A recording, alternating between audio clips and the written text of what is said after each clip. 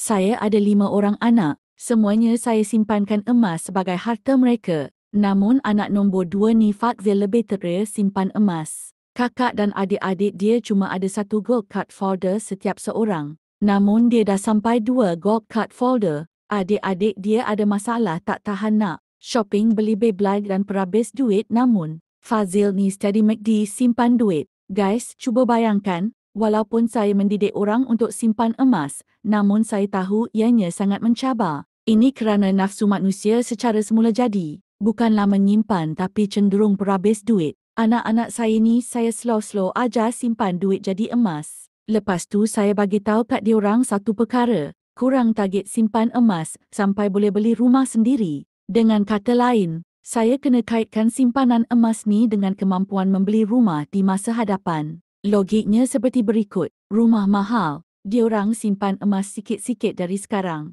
Nanti dah besar, diorang boleh beli rumah yang mahal. Saya dan Atika siap bagi pesanan kat anak-anak. Semua harta mak abah, itu kami punya. Korang kena cari harta sendiri. Tapi kalau bab belajar, itu semua kami tanggung.